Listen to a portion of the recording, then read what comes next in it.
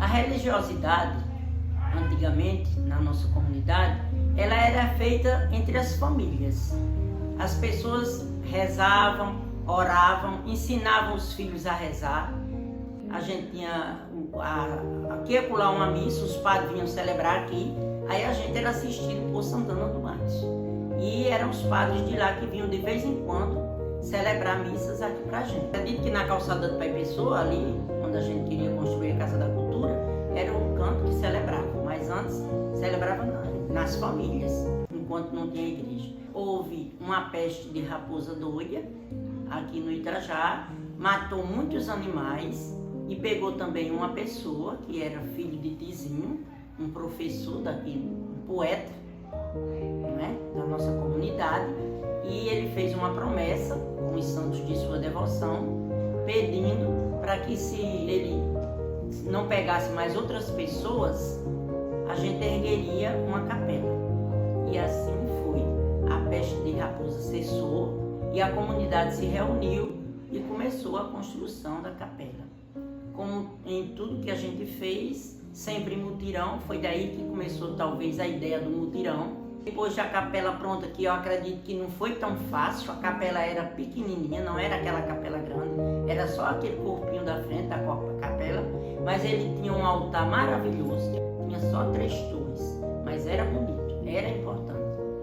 E esse Tizinho fez a promessa ao santo, que ele ficava na casa de João Ferreira, e fez uma promessa para que a raposa cessasse de atacar as pessoas e os animais. E assim foi cessado, e assim o pessoal se reuniu e começou a construir a capela. E quando terminou, foi festa, veio banda de música de Santana, a mamãe disse que tinha as festas de padroeira aqui, e vinha banda de música de Santana para que a gente pudesse celebrar a nossa festa do santo. A gente não conhecia o nome desse santo que ficava na casa de Bebem, João Ferreira. E o padre de Santana escreveu uma carta a Roma e pedindo para identificar o nome daquele santo. E de lá veio a resposta, e o nome do santo era São Vicente Ferre, que até hoje é o nosso padroeiro, querido e festejado por todos nós. São Vicente Ferre foi canonizado no ano de 1455. Canonizado quer dizer que ele é reconhecido santo pela Igreja.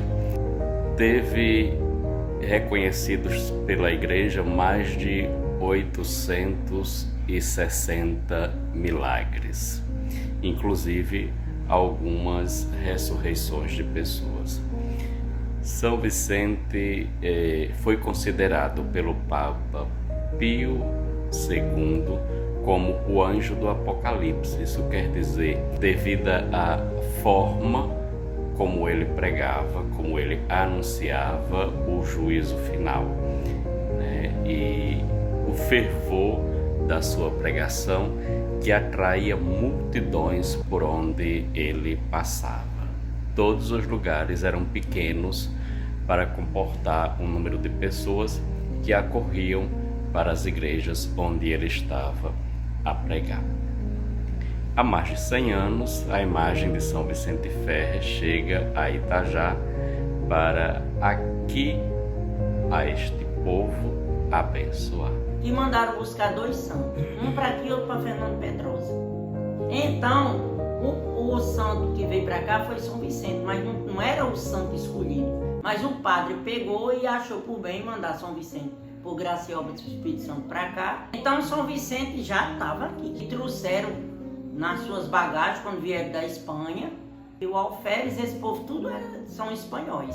Aí vieram para Pernambuco, de Pernambuco vieram para cá. E quanto à igreja, né, minha mãe, não só minha mãe, mas aqui tinha a formação da cruzada, que era, hoje em dia, como se fosse as pastorais. A cruzada, ela tomava conta das questões da igreja, das festas, das atividades, das missas.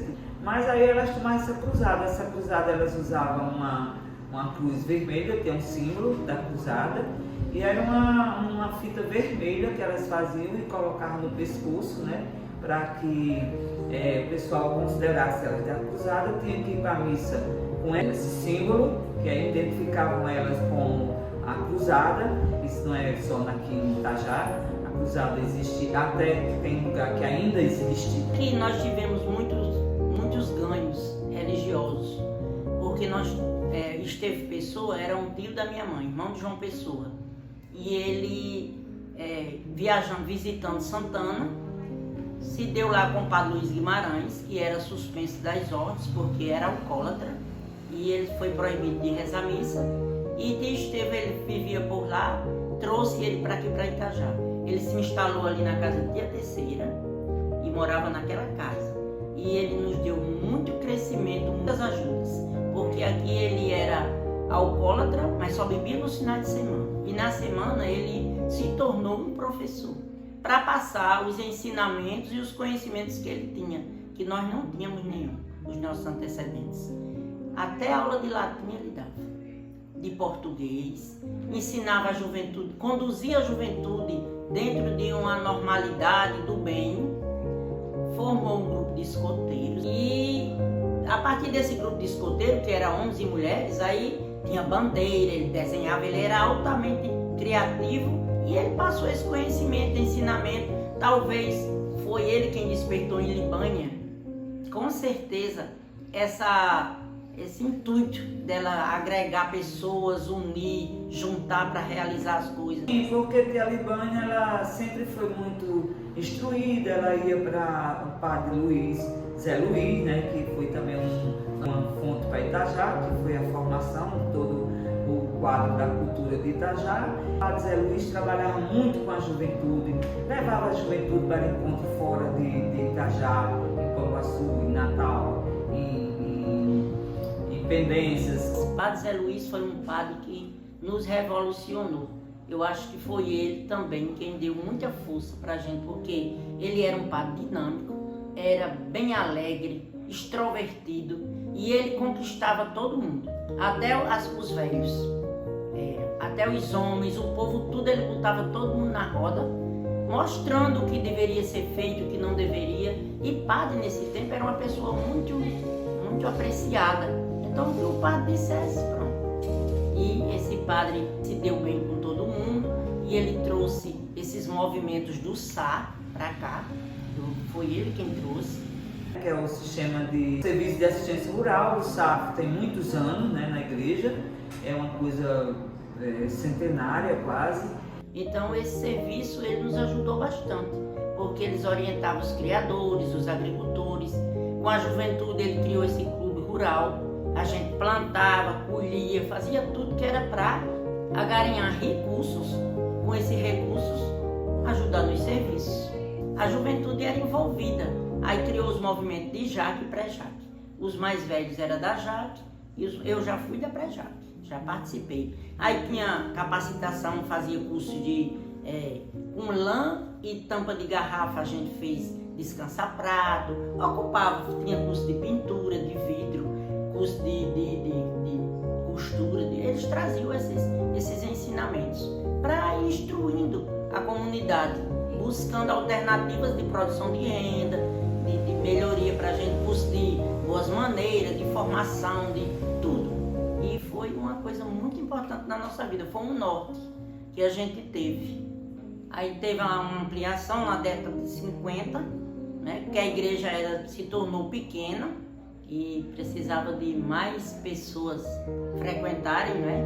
E ampliou para aumentar, abrir aquela cruz, aquela em formato de cruz. Na década de 80, houve novamente uma ampliação com a construção da torre, as calçadas e a varanda. Que eu bato palma para uma pessoa especial que foi Zé Leão, porque ele dava o sangue para que a gente pudesse se juntar todo mundo e realizar essa ampliação. Eu queria falar também de tia Assis. Ele foi uma pessoa muito importante na nossa religiosidade, porque ele quem se incumbia, ele se colocava à disposição das famílias para incentivar o batismo, casamento no padre, tudo era ele quem realizava. Ele juntava, ia atrás e convencia, e organizava com o padre tudo era ele que fazia. Uma das coisas importantes também que a gente conseguiu foi a aquisição da casa, que era do município, para se tornar a casa paroquial. A casa paroquial era que foi da delegacia, que a gente, antes de Itajá passar a cidade, a gente tinha a maioria sempre na Câmara de Itajá, de Ipanguaçu, aí passou logo a casa para a igreja. Foi votado pela Câmara de Vereadores de Ipanguaçu, que nessa época Itajá pertencia a Ipanguaçu, e foi colocado um projeto e os vereadores votaram para que essa casa, que era do município, passasse a pertencer à paróquia. A igreja, nessa época não tinha paróquia. Hoje nós temos a glória de termos uma paróquia e com 7 igrejas na nossa comunidade.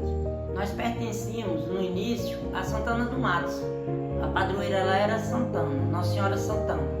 Depois passamos a pertencer a Pendências. Não tivemos muita influência de São João Batista de Pendência, mas tínhamos aqui do nosso padroeiro de Açu, nossa vizinha cidade. Muito forte para a gente foi a aquisição da paróquia de São Rafael, nossa vizinha, que nós passamos a ver em Nossa Senhora da Conceição realmente a nossa padroeira, antes de nos tornarmos paróquia, com São Vicente Ferre sendo o nosso padroeiro.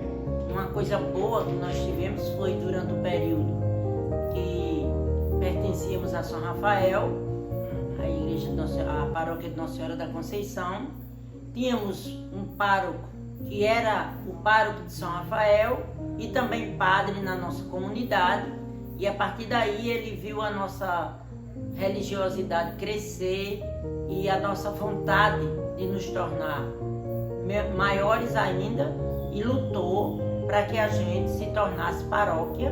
Nos organizamos, nós já tínhamos essas 7 igrejas construídas e em funcionamento precário, mas tínhamos. E aí ele lutou para que a capela de São Vicente Ferre se tornasse matriz e que a nossa comunidade se tornasse paróquia. Por coincidência, o bispo, na época era Dom Jaime, que também foi padre aqui na nossa comunidade, através de Pendências, e tudo isso nos fortaleceu para que a gente conquistasse esse espaço, e em 2017 nos tornamos paróquia. Itajá paróquia, tivemos como primeiro Padre Antônio, que deu uma contribuição muito grande na nossa religiosidade. Depois veio Padre Marcos, que ele instituiu o brasão da nossa paróquia. Atualmente estamos com o Padre Inácio, que está desenvolvendo um bom trabalho na nossa paróquia. Fez uma nova ampliação na igreja, uma restauração do altar e construiu o sacrário.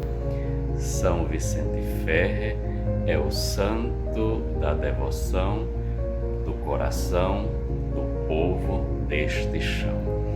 Aqui nós somos gratos pelo nosso padroeiro, que é um grande companheiro e intercessor junto ao Deus da vida, por esta terra querida.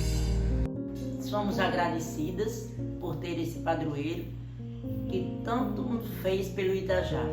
Nos ajuda, nos fortalece, nos beneficia. Somos o povo que somos porque recebemos dele toda a orientação e bênção.